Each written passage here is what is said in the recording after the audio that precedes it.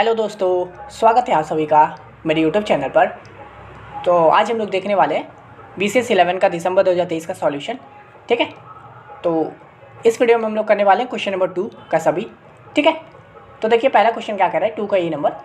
What are the different components of a computer, explain the role of each components with the help of a diagram. ठीक है, तो हम लोग को क्या बोल रहा है कि कंप्यूटर के अंदर कौन कौन सा कंपोनेंट्स होता है और सब कंपोनेंट्स के बारे में हम लोगों को बताना है, उसका रोल क्या होता है। तो चलिए देखिए 6 मार्क्स का क्वेश्चन है और कंपोनेंट्स काफ़ी इजी क्वेश्चन है ये भी देखा जाए तो। चलिए हम लोग करते हैं इसको।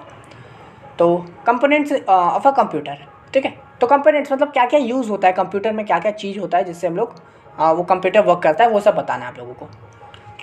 तो सबसे पहला कंप्यूटर, तो उसका ब्रेन का बात तो करेंगे ही। तो पहला हो गया हम लोगों का, देखिए सेंट्रल प्रोसेसिंग यूनिट यानी CPU। तो ये इसका कंपोनेंट होता है पहला। तो देखिए the CPU is the brain of the computer responsible for executing instruction and performing calculations. ठीक है, तो CPU तो आप लोगों को पता ही है क्या होता है, हम लोग बचपन से ही बोलते हैं कि ये ब्रेन होता है कंप्यूटर का। और यही क्या करता है, तो यही हम लोगों को इंस्ट्रक्शन जो इंस्ट्रक्शन देते हैं वो एग्जीक्यूट करता है और फिर परफॉर्मेंस करता है। ठीक है, तो CPU का काम हम लोग का सिंपल आपको लिखना है। देखिए थोड़ा सा लिखती है कि CPU brain of computer responsible for executing instruction and performing calculations, है ना। मतलब कंप्यूटर को जो भी आप परफॉर्मेंस देंगे, मतलब जो भी आप काम करने के लिए देंगे वो करके देगा। ठीक है, तो ये हो गया कंपोनेंट्स पहला। उसी के बाद है मेमोरी। तो रैम हम लोग पढ़े भी हैं, रैम ऊपर क्वेश्चन में। तो रैम क्या होता है, रैम मतलब रैंडम एक्सेस मेमोरी। ये क्या होता है, तो random access memory stores data and instruction temporarily while the CPU processes them. Its provide fast access to data for the CPU। RAM आप लोग को पता है, हम लोग उसमें भी बताए थे, एक क्वेश्चन था कि रैम क्यों यूज़ नहीं करते हैं और क्या बोलते हैं सेकेंडरी स्टोरेज क्यों यूज़ करते हैं। तो वही था, हम लोग को पता या जानते हैं कि रैम क्या होता है, वोलेटाइल होता है, वो भूल जाता है। जैसे ही कंप्यूटर बंद हो जाएगा वो भूल जाएगा अपना सारा मेमोरी को। तो ये क्या होता है, रैम क्या करता है, हम लोग को स्टोर करता है डेटा और इंस्ट्रक्शन को टेम्परली। देखिए यहाँ पे लिखा हुआ है temporarily while the CPU process, यानी कि जब तक CPU उसको प्रोसेस कर रहा है तब तक वो रैम अपना उस डेटा को स्टोर करके रखता है। और इससे क्या होता है, CPU रैम के साथ जल्दी जल्दी, मतलब जितना रैम में स्टोर है वो CPU अपना काम कर रहा है उस पर, इससे क्या होता है फास्ट एक्सेस हो जाता है। ठीक है, तो देखिए लिखा है it provides fast access to data for this CPU, है ना। तो बस जितना CPU को ज़रूरत होता है वो रैम उतना रखता है, वो CPU उसके साथ अपना जो भी काम होता है इंटरेक्ट करता है और जल्दी जल्दी काम हो जाता है। ठीक है, फिर जैसे ही CPU बंद हुआ, कंप्यूटर बंद हुआ, वो सारा डेटा चला जाएगा। ठीक है, तो ये हो गया रैम। उसके बाद आएगा स्टोरेज डिवाइस, जैसे हार्ड ड्राइव या SSD, ये सभी एक कंप्यूटर का हिस्सा हुआ ना। तो storage device stores data and program permanently. Hard drives and SSD are common type of storage device. हम लोग को पता है स्टोरेज डिवाइस क्या होता है, स्टोर डेटा को स्टोर करने के लिए होता है परमानेंटली, है ना। जैसे रैम में तो परमानेंटली नहीं होता है, टेम्पररी चीज़ होता है। तो स्टोरेज डिवाइस हम लोग रखते हैं जिससे कि हम लोग जो भी डेटा है उसको परमानेंटली सेव करके रखें। ये हम लोगों का कंप्यूटर में आता है। जैसे SSD, आप लोग अगर Windows 11 चलाते होंगे तो SSD होगा, है ना। हार्ड ड्राइव सब में होता है हम लोगों में, सारे लैपटॉप में वगैरह में, कंप्यूटर में। तो वो क्या होता है, परमानेंटली डेटा को स्टोर करने के लिए होता है। और हार्ड ड्राइव और SSD common type of storage device हुआ। उसके बाद आ गया मदरबोर्ड, है ना। कंप्यूटर के अंदर होता है मदरबोर्ड। तो the motherboard is the main circuit board that connects and communicates with all other components of the computers, providing a platform for their interaction। तो मदरबोर्ड जो होता है ना, यही कंप्यूटर का मेन बोर्ड होता है। ठीक है, मेन सर्किट बोर्ड होता है जिससे सारा जितना भी उसका सर्किट होता है, जितना भी बोर्ड वगैरह होता है, सब कनेक्टेड होता है मदरबोर्ड से। ठीक है, तो that connects and communicates with all the other components of the computer. ठीक है, तो मदरबोर्ड अगर कभी ख़राब हो जाता है तो पूरा कंप्यूटर ही ख़राब हो जाता है, क्योंकि यही सबसे कनेक्ट करता है। जितने भी कंपोनेंट्स होते हैं सब मदरबोर्ड के वाया ही कनेक्ट होते हैं। वही लिखा है connects and communicates with all other components of the computer, providing a platform for their interaction. तो मदरबोर्ड एक तरह का प्लेटफॉर्म होता है जिसमें सारे कंपोनेंट्स अपना इंटरेक्ट करते हैं, अपना जो भी काम होता है सब करते हैं। ठीक है, उसके बाद आ जाएगा इनपुट डिवाइस, जैसे कीबोर्ड माउस हो गया, पता है आप लोगों को। आउटपुट डिवाइस मॉनिटर और प्रिंटर। तो कीबोर्ड डिवाइस का क्या यूज़ होता है, तो मतलब इनपुट डिवाइस का तो क्या होता है, input device allow user to interact with the computer by providing input such as typing text और मूविंग द कर्सर। तो इनपुट डिवाइस हम लोग क्या होता है, जैसे कीबोर्ड हो गया, माउस हो गया, ये क्या करता है, कंप्यूटर से इंटरेक्ट करने के लिए यूज़र को, जैसे मेरे को, आपको कंप्यूटर से इंटरेक्ट करने के लिए इनपुट डिवाइस का यूज़ होता है। जैसे कीबोर्ड, कुछ सर्च करना होता है तो हम लोग कीबोर्ड पे लिखते हैं कि what is this, what is that, है ना। और फिर माउस हम लोग को मान लीजिए कुछ सेलेक्ट करना होता है इंटरेक्ट करने के लिए। एक्चुअली कंप्यूटर में ऊपर नीचे जाना है हम लोगों को, लेफ्ट राइट जाना है, किसी चीज़ पे क्लिक करना है, तो हो गया इनपुट डिवाइस। इंटरेक्शन के लिए यूज़र मेरे और कंप्यूटर में। और आउटपुट डिवाइस क्या होता है, ये भी हम दोनों के बीच का इंटरेक्शन ही होता है। और ये क्या होता है, कंप्यूटर अपना आउटपुट शो करने के लिए मेरे से इंटरेक्ट करता है। तो देखिए वही लिखे, output device display information generated by the computer, जैसे कि मॉनिटर पे हो जाता है, and produce physical copies of documents, printer, है ना। तो जैसे कि आउटपुट डिवाइस में आ जाएगा मॉनिटर और प्रिंटर। मॉनिटर क्या होता है, जो चीज़ हम लोग मान लीजिए कुछ सर्च किए व्हाट इज़ दिस, तो वो जो कंप्यूटर मेरे को ला के दिया डेटा, वो मेरे को माउस पे मतलब इस पे मॉनिटर पे शो होगा। और मान लीजिए मेरे को किसी तरह का कोई वही मेरे को PDF निकालना है, तो प्रिंटर भी एक आउटपुट डिवाइस होता है जिससे वो चीज़ हम लोग बाहर निकाल लेते हैं। तो ये सब आप लोगों को पता है, ठीक है। ये सब कंपोनेंट्स थे, बिल्कुल चिंदी सा, ये सब तो आप खुद से ही लिख सकते थे। जैसे हो गया CPU हो गया, मेमोरी हो गया, स्टोरेज डिवाइस हो गया, मदरबोर्ड हो गया, इनपुट डिवाइस, आउटपुट डिवाइस, ये सब आप लोगों को पता है। कंपोनेंट लिखने बोला था, चलिए हम लोग लिख दिए, सिंपल था, है ना।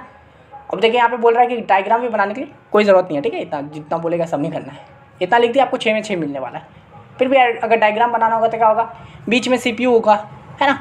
तो हम लोग जो भी इनपुट करेंगे, यहाँ पे देखिए, यहाँ पे वैल्यू इनपुट किए, उधर हम लोग को आउटपुट मिला, और सेंट्रल प्रोसेसिंग में ही क्या होगा, रैम होगा, जिससे कि ये CPU कनेक्ट करेगा रैम से। यहाँ पे देख रहे हैं, रैम से ही वो डेटा लेता है अपना, जल्दी जल्दी प्रोसेस करता है। और फिर मान लीजिए कोई चीज़ को अगर पूरा स्टोर करना होगा तो सेकेंडरी मेमोरी होता है या फिर स्टोरेज डिवाइस होता है, जिसमें सारा डेटा स्टोर हो जाता है। तो बस वही सब चीज़ है, एकदम सिंपल सा था। क्वेश्चन नंबर 2 का A, ठीक है, ज़्यादा हार्ड नहीं है। अब देखिए क्वेश्चन नंबर B, 2 का B, तो क्या बोला है, डिफ्रेंशिएट बिटवीन दी फॉलोइंग। तो इसमें हम लोगों को डिफ्रेंशिएट करने बोला है CD-ROM और हार्ड डिस्क में, सीक टाइम और लेटेंसी टाइम में, in context of access time. उसके बाद कैच फाइल और मेन फाइल में बोला है, कैच मेमोरी और मेन मेमोरी में बोला है, ट्रांजिस्टर एंड वैक्यूम ट्यूब में बोला है। तो देखिए ये एक क्वेश्चन से ना आपका हो सकता है कई क्वेश्चन बन जाएंगे। कभी पूछ देगा कि CD-ROM क्या होता है, कभी पूछ देगा CD-ROM और हार्ड डिस्क में डिफरेंस क्या होता है, या फिर कभी पूछेगा CD-ROM और हार्ड डिस्क क्या होता है। उसके बाद कभी पूछ सकता है कि सीक टाइम और लेटेंसी टाइम क्या होता है, ये बता दो। फिर बोलता है कैच मेमोरी और मेन मेमोरी में क्या डिफरेंस है, ये बता दो। ट्रांजिस्टर क्या होता है, वैक्यूम ट्यूब क्या होता है। तो देखिए ऐसे ही आप लोगों को पढ़ना है, सिर्फ इसको क्वेश्चन की तरह मत देखिए कि यार ये तो 2 का B है। इसमें देखिए कि आप क्या क्या पढ़ रहे हो टॉपिक। तो आप CD-ROM पढ़ रहे हो, है ना, हार्ड डिस्क पढ़ रहे हो, सीक टाइम पढ़ रहे हो, लेटेंसी टाइम पढ़ रहे हो, कैच मेमोरी पढ़ रहे हो, ट्रांजिस्टर पढ़ रहे हो। तो इस तरह से आपको पढ़ना है इसको, ठीक है। तो यहाँ पे देखिए, चलिए हम लोग सबका करते हैं। तो यहाँ पे CD-ROM एंड हार्ड डिस्क, देखिए सब में आपको ये कॉलम बना के नहीं करना है कि CD-ROM इधर लिखे, हार्ड डिस्क इधर, वैसा नहीं करना है, एकदम आपको सिंपल लिखना है। इसमें ज़्यादा मार्क्स से देखिए 8 मार्क्स का क्वेश्चन है, तो देखा जाए एक क्वेश्चन 2 मार्क्स का है, तो एकदम आराम से लिखिए। CD-ROM लिखे, उसमें 1-2 पॉइंट लिखे, ख़त्म। या फिर CD-ROM लिखे, उसमें 3-4 लाइन का पैरा लिख दिए, ख़त्म। इस तरह से लिखिए, ज़्यादा ये नहीं करना है। तो CD-ROM क्या होता है हम लोगों का, तो compact disc read only memory, ठीक है। CD का मतलब हो गया कॉम्पैक्ट डिस्क और रोम का मतलब हो गया रीड ओनली मेमोरी। तो ये क्या होता है, नाम से देखिए पता चल रहा है, रीड ओनली मेमोरी। तो CD-ROM is a type of optical disk storage medium. तो ये क्या होता है, ऑप्टिकल डिस्क होता है CD-ROM जो होता है, जिससे हम लोग स्टोर करने के लिए होता है चीज़ों को, ठीक है। It is read only, meaning data can only be read from it, not written to it, ठीक है। नाम से ही पता चलता है रीड ओनली मेमोरी। तो क्या होता है ये, इसमें सिर्फ आप डेटा को रीड कर सकते हैं, इसमें कुछ भी राइट नहीं कर सकते हैं, ठीक है। तो ये जो डिस्क है वो आप जब आप उसको कभी खोलोगे तो उसमें आपको चेंजेस नहीं करते होगे, जो उसके अंदर है आप वही कर देख सकते हो, उसको आपको चेंज नहीं कर सकते हो। तो ये हो गया CD-ROM। CD-ROMs have lower storage capacity compare to hard disk, ठीक है। तो CD-ROM जो होता है ना, उसका कैपेसिटी, स्टोरेज का जो कैपेसिटी होता है वो कम होता है as compare to hard disk, ठीक है। They are commonly use for distributing software, music, videos and other multimedia content. तो CD-ROM जो होता है, जैसे कि हम लोग पहले के ज़माना में देखते थे ना, वो CD आता था जिसमें मूवीज़ वगैरह रहते थे, ठीक है। तो वो सब क्या होता है, यही कॉमनली यूज फॉर म्यूज़िक के लिए, वीडियो के लिए, मूवी वगैरह के लिए, छोटे म्यूज़िक्स के लिए भी। पहले CD में भी गाने आते थे ना, 1-2 गाना रहता था रफ़ी वगैरह का, तो वो बजता था, उसमें गाना सुना जाता था। तो वही हो गया रीड ओनली मेमोरी, जिसमें हम लोग गाना को सिर्फ सुन सकते हैं, उसमें चेंजेस वगैरह नहीं कर सकते। तो ये हो गया हम लोगों का CD-ROM, ठीक है। आप देखिए हार्ड डिस्क मत देखिए, मैंने मस्त एकदम पॉइंट में लिखा है, आप अच्छे से समझ जाओगे। और अगर कोई अलग क्वेश्चन भी आएगा इससे सेपरेट, कोई 4 मार्क्स 5 मार्क्स का है, तो भी अगर आप इतना लिखोगे तो फुल मार्क्स मिलेगा आपको, ठीक है। आप इसको ज़्यादा कम खुद से कर सकते हो क्वेश्चन के हिसाब से। अब देखिए हार्ड डिस्क क्या होता है, हम लोग को पता है, पढ़ चुके हैं पहले। Hard disk is a magnetic storage device, ठीक है। तो ये भी एक स्टोरेज डिवाइस होता है, मैग्नेटिक स्टोरेज डिवाइस। ये क्या करता है, it allows both reading and writing of data. Hard disk में आप रीड भी कर सकते हो, मतलब उसके अंदर जो डेटा है उसको रीड भी कर सकते हो, उसको यूज़ भी कर सकते हो और उसमें चेंजेस भी कर सकते हो, उसके अंदर कुछ लिख भी सकते हो, ठीक है। Hard disk have larger storage capacity compare to CD ROM. Hard disk का जो स्टोरेज कैपेसिटी होता है वो ज़्यादा होता है CD रोम के मुकाबले। They are used as primary storage device in computers for storing operating system, application and user data, ठीक है। तो क्या होता है, they are used as primary storage device, है ना, जिसमें हम लोग प्राइमरी स्टोरेज डिवाइस जिसके अंदर हम लोग डेटा को स्टोर करके रखते हैं और इसमें रहता भी है इन computer for storing operating system, जैसे कि कोई ऑपरेटिंग सिस्टम होता है उसको, या कोई एप्लीकेशन होता है, हार्ड डिस्क कंप्यूटर के अंदर होता है ना, जो कोई एप्लीकेशन हम लोग डाउनलोड कर लिए वो, और यूज़र डेटा को सब हार्ड डिस्क में हम लोग का स्टोर रहता है, ठीक है। तो ये हो गया हम लोगों का CD रोम और हार्ड डिस्क में डिफरेंस। देखिए मैंने काफ़ी सिंपल भाषा में लिखा है, आराम से समझ में आ गया होगा आप लोगों को, और मैं समझा भी दिया हूँ। अब देखिए दूसरा क्या है, seek time and latency time in context of access time. तो चलिए सीक टाइम और लेटेंसी टाइम को देखते हैं। तो देखिए सीक टाइम क्या होता है, seek time is the time taken by a disk drive read और write head to move to the desired track और लोकेशन ऑन द डिस्क। तो देखिए सीक टाइम, और ये जो क्वेश्चन है ना, ये आपका प्रीवियस में भी मैं किसी ईयर में ये सॉल्यूशन करवाया हूँ, सीक टाइम और लेटेंसी टाइम क्या होता है। तो इसमें भी क्वेश्चन आते रहता है, टॉपिक सेम रहता है, क्वेश्चन सेम रहे ना रहे, ठीक है, उसके अंदर का टॉपिक सेम रहेगा। तो सीक टाइम होता है is the time taken by a disk, मतलब एक डिस्क का टाइम टेकन, मतलब वो कितना टाइम लेता है रीड और राइट करने के लिए, move to the desired track और लोकेशन ऑन द डिस्क, यानी कि उसको जहाँ पे जिस ट्रैक पे पहुँचना है, ठीक है, जिस लोकेशन पे पहुँचना है, उसको जितना टाइम लगता है उस लोकेशन तक पहुँचने में, उसको कहते हैं सीक टाइम, ठीक है, सिंपल इतना। It is typically measured in milliseconds, और ये हम लोग को किस में मेज़र करते हैं, मिली सेकेंड में, मतलब बहुत जल्दी पहुंच जाता है जहाँ पे उसको जाना रहता है, इसलिए मिली सेकेंड में होता है। उसके बाद देखिए seek time contributes to the overall access time of the disk drive, specially in system with mechanical drives such as hard disk, ठीक है। तो यहाँ पे देखिए क्या लगा है, seek time contributes to the overall access time of the disk drive, यानी कि यही हम लोगों का ओवरऑल एक्सेस टाइम, मतलब एक डिस्क का जितना देर में वो एक्सेस कर रहा है किसी चीज़ को, उसी को कहते हैं सीक टाइम, ठीक है। Specially in system with mechanical drives such as hard disk, जैसे कि स्पेशली किस में यूज़ होता है, मैकेनिकल ड्राइव्स में, यानी कि जैसे कि हार्ड डिस्क वगैरह में किसी भी चीज़ को हम लोग को रीड करने के लिए, डिस्क को रीड करने के लिए या राइट करने के लिए जितना टाइम लग जाता है सीक टाइम, तो उसी को कहते हैं हम लोग को सीक टाइम, ठीक, यानी कि ओवरऑल कितना टाइम लगा है किसी डिस्क को, ठीक है। तो ये हो गया सीक टाइम। उसके बाद देखिए लेटेंसी टाइम क्या होता है। Latency time also known as rotational latency is the time it takes for the desired sector of the disk to rotate under the read write head after the head is position over the correct track, ठीक है। तो आप देखिए latency time, seek time तो हम लोगों को क्या बोलते हैं, ट्रैक पे आने में जितना टाइम लग गया उतना, है ना, मतलब जहाँ पे भी हम लोग को डिज़ायर ट्रैक, मतलब जिस ट्रैक पे पहुँचना था उसमें जितना टाइम लगता है उसको सीक टाइम कहते हैं, और लेटेंसी टाइम कहते हैं उसी जो ट्रैक है उसमें घूमने में, उसको रोटेट करने में जितना टाइम लगता है उसको लेटेंसी टाइम कहते हैं, ठीक है। ये क्वेश्चन मैंने प्रीवियस भी करवाया, उसमें और अच्छे से बताया, उसमें मैंने क्या बोलते हैं आपको डायग्राम के भी ज़रिए बताया, तो आप आराम से समझ जाओगे। इसमें तो आपको सिंपल लिखना है, इसलिए मैंने आराम से मेन चीज़ बस बताया इसमें, ठीक है। तो इसमें होता है time takes for the desired sector of the disk to rotate under the read और write head after the head is, मतलब हेड से कहीं से शुरू करके उस सेक्टर में, मतलब उस क्या बोलते हैं ट्रैक पे घूमने में, उसको हेड से शुरू करके वापस हेड पे आने में जितना टाइम लगता है उसको लेटेंसी टाइम कहते हैं, सिंपल ऐसा समझिए। It is determined by the rotational speed of the disk measured in revolution per minute RPM, ठीक है। तो इसको हम लोग कैसे डिटरमाइन करते हैं लेटेंसी टाइम को, RPM के ज़रिए। जैसे हम लोग उसको मिली सेकेंड में करते थे तो इसको RPM से करते हैं। Rotational speed of the disk, यानी कि एक डिस्क का कितना वो रोटेट करने का इसका स्पीड कितना है, बस वो, ठीक है। उसको किस में करते हैं, रेवोल्यूशन पर ईयर, यानी कि RPM में हम लोग उसको मेज़र करते हैं, ठीक है। Latency time is another component of the overall access time of the disk drive, और ये भी ओवरऑल मतलब कि एक डिस्क ड्राइव को एक्सेस करने में कितना टाइम लगा है, ये लेटेंसी टाइम भी उसी का हिस्सा है ना। तो यानी कि सीक टाइम भी और लेटेंसी टाइम दोनों ही मतलब एक डिस्क का एक्सेस टाइम का हिस्सा ही होता है। जैसे कि सीक टाइम ट्रैक पे पहुंचने में कितना मिनट लगा, मतलब कितना टाइम लगा, और लेटेंसी टाइम उस ट्रैक पे घूमने में कितना टाइम लगा, तो सब मिलाई के डिस्क का ये दिखाएगा ना कि वो कितना उसका एक्सेस कितना फास्ट है या कितना स्लो है।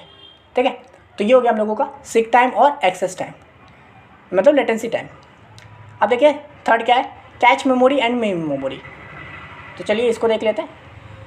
तो यहाँ पे देखिए कैच मेमोरी और मेन मेमोरी। तो कैच मेमोरी क्या होता है, cache memory is a small high speed memory located between the CPU and main memory. तो देखिए कैच मेमोरी क्या होता है ना, ये स्मॉल होता है, मतलब इसमें इसका कैपेसिटी बहुत ज़्यादा नहीं होता है, एकदम छोटा डेटा स्टोर करता है। और ये हाई स्पीड मेमोरी होता है किसके बीच, CPU और मेन मेमोरी के बीच में। ठीक है, तो देखिए मेन मेमोरी क्या हुआ ना, जिसमें आपका सारा मेमोरी डेटा है, और CPU तो CPU होता है जिसको काम करना होता है। तो कैच मेमोरी बीच का मेमोरी होता है। मान लीजिए CPU किसी एक चीज़ पे पर्टिकुलर A नाम की चीज़ पे काम कर रहा है। ठीक है, तो मेन मेमोरी में ना आपका A B C D ऐसे करके बहुत सारे का डेटा पड़ा हुआ है। तो कैच मेमोरी में क्या होगा ना, A का डेटा आ जाएगा, जिससे कि CPU को तो A से काम करना है, तो कैच मेमोरी में छोटा डेटा है, A का डेटा है, तो अपना CPU फट से इसके साथ कैच मेमोरी के साथ अपना काम कर रहा है, जिससे कि स्पीड बढ़ जाता है और कैच मेमोरी छोटा ही रहता है। ठीक है, उसके बाद देखिए it stores frequently access data and instruction to reduce the average time taken to access data from the main memory. मैंने वही बताया, जैसे मेन मेमोरी में मेरा ABCDEF सब था, तो और मेरे को मान लीजिए A पे काम करना है, तो ये क्या करता है, जो फ्रिक्वेंटली डेटा यानी कि बार बार देख रहा है कि CPU मेन मेमोरी में से A को ही निकाल रहा है, मतलब A का ही डेटा को निकाल रहा है, तो कैच मेमोरी क्या करेगा, A का डेटा को अपने पास रख लेगा। अब क्या करेगा, CPU जो है वो A के साथ अपना धराधर कनेक्ट करते रहेगा, और इससे क्या हो जाएगा, हम लोग का स्पीड बढ़ जाएगा। ठीक है, तो वही लिखा है it stores frequently access data and instruction. ठीक है, यानी कि ये जो भी फ्रिक्वेंटली जब बार बार यूज़ हो रहा है उसको रख लेता है, जिससे क्या होता है, रिड्यूस द एवरेज टाइम, यानी कि एवरेज टाइम रिड्यूस कर देता है taken to access data from the main memory. यानी कि CPU को मेन डेटा सब में से ढूंढना होगा, ABCDEF में से ढूंढने से अच्छा है ना, उसमें तो टाइम ज़्यादा लग जाएगा, इसलिए कैच मेमोरी से लो डायरेक्ट E वाला। ठीक है, काफ़ी सिंपल। उसका देखिए next, cache memory is faster but smaller in size compare to main memory. Cache memory faster तो होता ही है भाई, समझ गए हम लोग, और मेन मेमोरी फास्टर तो होता है बट स्मॉलर इन साइज़ में कैच मेमोरी छोटा होता है as compare to main memory, क्योंकि मेन मेमोरी में सारा मेमोरी होता है। अब देखिए मेन मेमोरी, अब ये देखिए मेन मेमोरी आपको बताने का जरूरत है क्या, कैच मेमोरी बताया आप, उसी में सब कुछ मैं आपको बता दिया हूँ मेन मेमोरी के बारे में, वही लिखे हैं। देखिए मेन मेमोरी मतलब क्या, रैम हम लोगों का कंप्यूटर के मामला में। तो मेन मेमोरी क्या होता है, also known as RAM, random access memory, is a primary volatile memory of a computer. ठीक है, तो मेन मेमोरी को कहते हैं रैम, जो होता है प्राइमरी वोलेटाइल मेमोरी। वोलेटाइल हम लोग को पता है, जो अपना डेटा भूल जाता है जैसे ही कंप्यूटर बंद हुआ या कुछ भी हुआ। ठीक है, तो मेन मेमोरी उसी को कहते हैं। It stores data and instruction that are actively being used by the CPU। ये भी मतलब जो हमेशा मतलब ज़्यादातर CPU के जरिए यूज़ हो रहा है CPU के लिए, उस डेटा को रैम में रखता है। ठीक है, तो रैम भी कुछ ऐसा बहुत ज़्यादा ये नहीं होता है, आपको पता है रैम में भी जैसे कि कोई स्टोरेज डिवाइस हो गया, मतलब कोई अलग चीज़ हो गया, जैसे कि हार्ड ड्राइव वगैरह हो गया या फिर SSD कार्ड हो गया, तो उसके मुकाबले रैम भी कम ही होता है। लेकिन रैम में भी जो अभी मान लीजिए मैं लैपटॉप यूज़ किया हूँ, तो इसमें मैं मान लीजिए कोई डेटा यूज़ कर रहा हूँ, तो वो रैम में स्टोर होगा। अब मान लीजिए मेरे को रैम में से भी कुछ डेटा को बाहर निकालना है जो मैं बार बार यूज़ कर रहा हूँ, तो वो कैच मेमोरी में आ जाएगा, समझ रहे, तो इस तरह से काम कर रहा है। उसके बाद देखिए main memory is larger in size but slower compare to cache memory. तो मेन मेमोरी का जो साइज़ होता है वो कैच मेमोरी से ज़्यादा होता है, लेकिन इसका स्पीड जो होता है ये स्लो होता है। ठीक है, कैच मेमोरी के मुकाबले। ठीक है, देखिए बहुत सिंपल तरीके से मैंने बता दिया, आप आराम से लिख सकते हो इसको। अब देखिए नेक्स्ट है ट्रांजिस्टर एंड वैक्यूम ट्यूब। तो चलिए ये देख लेते हैं। तो यहाँ देखिए लिखा हुआ है ट्रांजिस्टर एंड वैक्यूम ट्यूब। तो these are both electronic components use for switching and amplifying electric signals. However transistors have largely replaced vacuum tubes due to several advantages। ठीक है, तो ट्रांजिस्टर और वैक्यूम ट्यूब ना, ये सब वो जो first generation computer, second generation, third generation वो सब था ना, तो उसमें ये सब का यूज़ होता था। तो ये सब दोनों क्या होता है, इलेक्ट्रॉनिक कंपोनेंट होता है use for switching and amplifying electric signals. ये क्या करता है, इलेक्ट्रिक सिग्नल पे काम करने के लिए होता है, जिसमें कि सिग्नल को स्विच करना या फिर उसको एम्पलीफाई करना, साफ़ करना, उसमें चेंजेस करना, स्पीड बनाना, जो भी है वो करने के लिए। ठीक है, तो क्या होता है, however transistor have largely replaced vacuum tube. ठीक है, यानी कि जो पहले वैक्यूम ट्यूब था किसी जनरेशन में, अब मेरे को याद नहीं है किस जनरेशन में, उसके बाद फिर ट्रांजिस्टर आया नेक्स्ट जनरेशन में। तो ट्रांजिस्टर क्या हुआ ना, वैक्यूम ट्यूब को रिप्लेस करने लगा। अब क्यों रिप्लेस करने लगा, उसका एडवांटेज यहाँ पे देख लीजिए, इससे हम लोगों का सब डिफरेंस भी निकल जाएगा। तो सबसे पहले तो आता है साइज फैक्टर, ठीक है। तो transistor are microscopic while vacuum tubes are bulky and require more space. यानी कि ट्रांजिस्टर जो था ना, वो आप लोग पता होगा, ट्रांजिस्टर बहुत ही छोटा, मतलब वैक्यूम मतलब माइक्रो था, माइक्रोस्कोपिक था, और वैक्यूम ट्यूब जो था उसके लिए काफ़ी जगह ज़्यादा चाहिए होता था, ठीक है। तो इसलिए हम लोगों ने क्या किया, ट्रांजिस्टर को ज़्यादा यूज़ करना चाहा वैक्यूम ट्यूब के मुकाबले। उसके बाद देखिए पावर कंजम्पशन, तो transistor use significantly less power compare to vacuum tube. तो ट्रांजिस्टर जो था वो पावर भी कम लेता था वैक्यूम ट्यूब के मुकाबले। उसके बाद है स्पीड, तो transistor can switch states much faster than vacuum tubes leading to faster processing speeds. तो ट्रांजिस्टर क्या है ना, जो वो अपना स्टेट को भी ना बहुत स्पीड करता था कंपेयर टू वैक्यूम ट्यूब। तो इससे क्या होता था कि जो ट्रांजिस्टर है वो ज़्यादा जल्दी चीज़ों को कर पाता था, वैक्यूम ट्यूब लेट से करता था, ठीक है। उसके बाद देखिए है हीट जनरेशन, तो transistor generate less heat making them more reliable and efficient. तो ट्रांजिस्टर जो था ना वो हीट भी कम जनरेट करता था वैक्यूम ट्यूब के मुकाबले, जिसकी वजह से ट्रांजिस्टर जो हो गया ज़्यादा रिलायबल हो गया, ज़्यादा इफिशिएंट हो गया लोगों के लिए, ठीक है। उसके बाद है नेक्स्ट कॉस्ट, तो transistor are much cheaper to manufacture than vacuum tubes. तो ट्रांजिस्टर बहुत छोटा था तो उसका कॉस्ट भी कम पड़ता था ट्रांजिस्टर को बनाने में as compare to vacuum tube. तो इसलिए सब लोग ट्रांजिस्टर टू मतलब vacuum tube to transistor transfer हो गए थे, है ना। तो ये आप इसको देखिए, इसको मैंने एकदम अच्छे से आपको एक एक पॉइंट में बता दिया फैक्टर लेके, जैसे साइज़ हो गया, power consumption, speed, heat generation, cost. आप इसको चाहते तो ऐसे क्या बोलते हैं कॉलम बना के भी लिख सकते थे, अगर लिखने का है तो। मान लीजिए 4 मार्क्स का क्वेश्चन आ गया, आप सेम चीज़ ही लिखोगे, कॉलम बना के लिखोगे, ऐसे लिखोगे, फुल मार्क्स मिलेगा आपको, ठीक है, फुल मार्क्स। आपने सब कुछ बता दिया कि साइज़ में ये था इसलिए हम लोगों ने ट्रांजिस्टर को चुना, पावर कंजम्पशन, पावर कम खाता था, स्पीड ज़्यादा था ट्रांजिस्टर का, हीट जनरेशन कम करता था, कॉस्ट उसका कम था, है ना। तो इस तरह से आप लोगों ने सब कुछ बता दिया है ट्रांजिस्टर और वैक्यूम ट्यूब के बारे में। तो यही था क्वेश्चन नंबर 2 का बी, ठीक है। अब चलिए हम लोग इसका नेक्स्ट क्वेश्चन देख लेते हैं।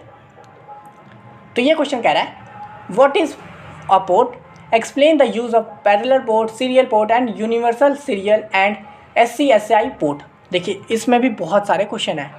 पोर्ट क्या होता है वो पूछ लिया है, पैरेलल पोर्ट क्या होता है, सीरियल पोर्ट क्या होता है, यूनिवर्सल सीरियल पोर्ट, ये सब क्वेश्चन आपका अलग अलग बन के आ सकता है।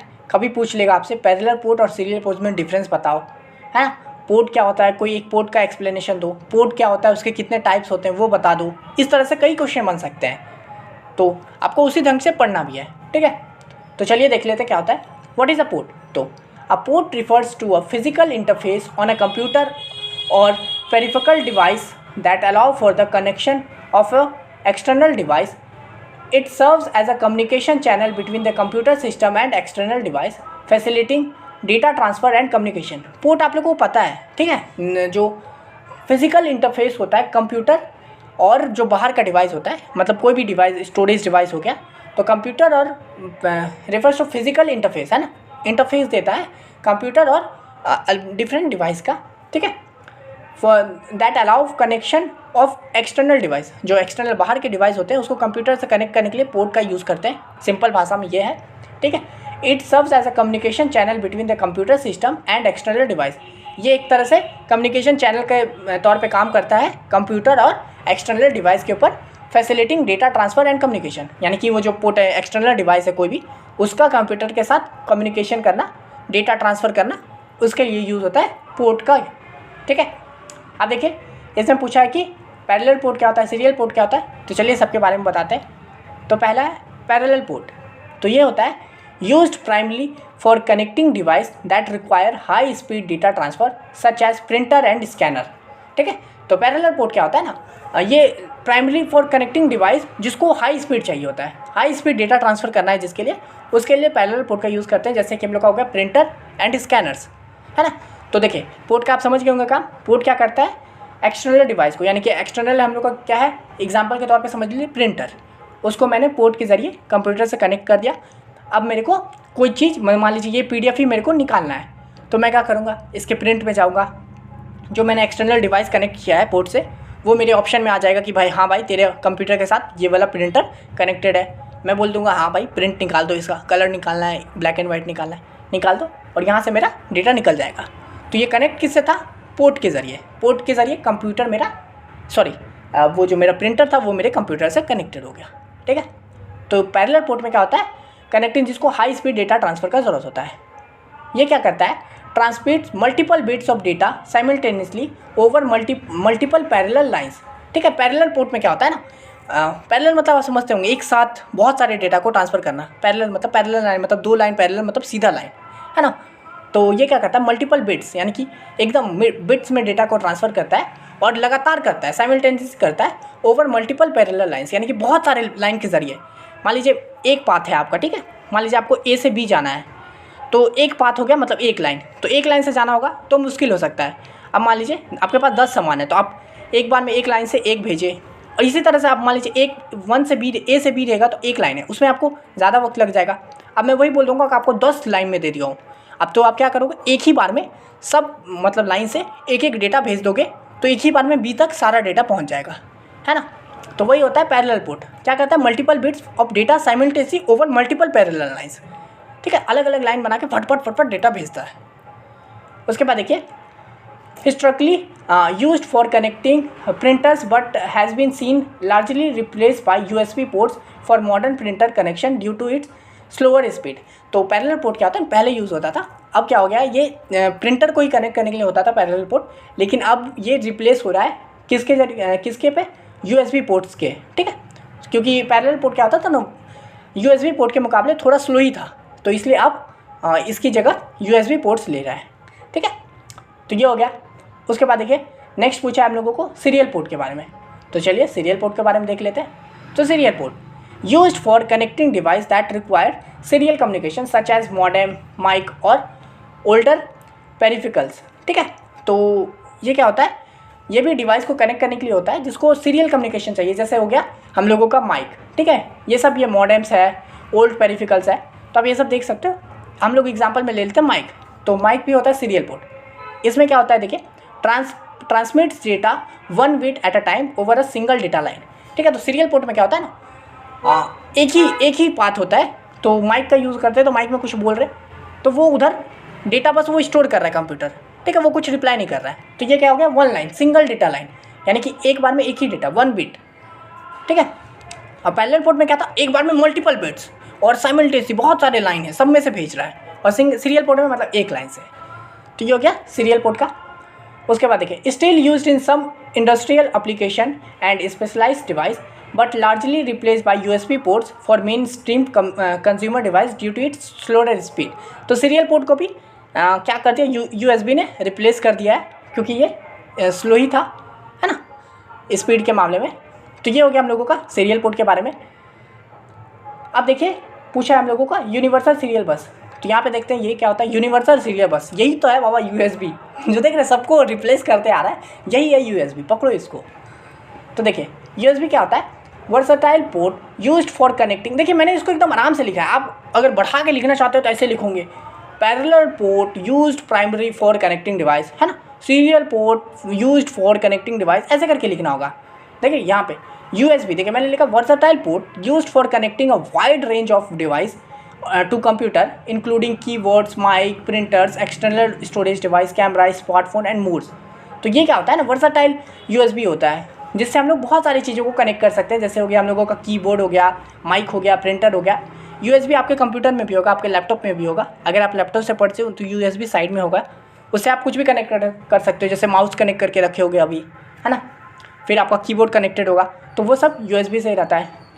जैसे कोई स्टोरेज डिवाइस हो गया, कैमरा हो गया, स्मार्टफोन हो गया, माइक हो गया, ऐसे करके जो माइक कैमरा यूज़ करते हैं, जो क्रिएटर होते हैं उन लोगों का यूएसबी का यूज़ करते हैं। तो यही चीज़ है, वर्सटाइल है पोर्ट, ठीक है। Supports high speed data transfer and hot swapping allowing device to be connected and disconnected without restarting the computer. ये एकदम हाई स्पीड डेटा ट्रांसफ़र करता है। और हॉट स्वैपिंग मतलब यूएसबी कनेक्ट करके रखे, फट से निकाल दिए, कोई दिक्कत नहीं है। ये नहीं कि आपको कंप्यूटर बंद करना होगा फिर ऑन करना होगा तब जाकर कंप्यूटर वर्क करेगा, ऐसा कुछ नहीं है। आपने कनेक्ट किया, हो गया काम, ठीक है। जैसे मोबाइल ही कनेक्ट कर लेते हैं कभी डेटा ट्रांसफ़र करने के लिए, मूवी ट्रांसफ़र करने के लिए मोबाइल से लैपटॉप पे, जैसे मैं करता हूँ। तो मेरा जैसी मूवी ट्रांसफ़र हुआ मैं हटा दिया यूएसबी, ठीक है, एकदम सिंपल, 0.00 सेकेंड में ही काम हो गया, ठीक है। तो ये हाई स्पीड डेटा ट्रांसफ़र करता है ना। उसके बाद क्या करता है, और यही अलाउइंग करता है डिवाइस को कनेक्ट और डिस्कनेक्ट करने के लिए विदाउट किसी कंप्यूटर को रीस्टार्ट करो वैसा में, ठीक है। उसका देखिए लिखा है provides power to connected device eliminating the need for separate power adapter in many cases, ठीक है।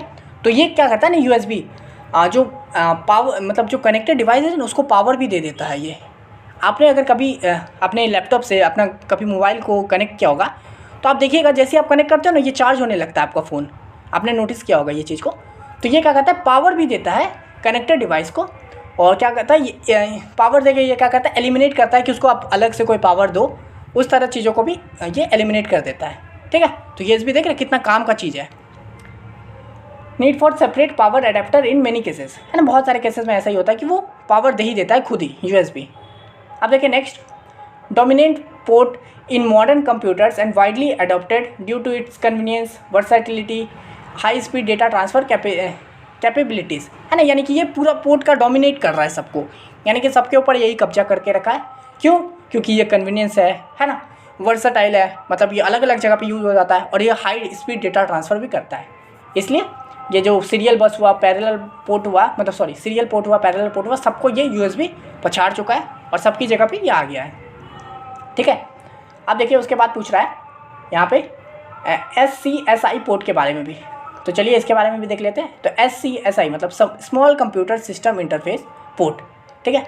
तो ये क्या होता है, used for connecting high performance peripherals that require fast data transfer rates and extensive device control such as hard drives, scanner and printer. तो SCSI अभी ज़्यादा में यूज़ हो रहा है।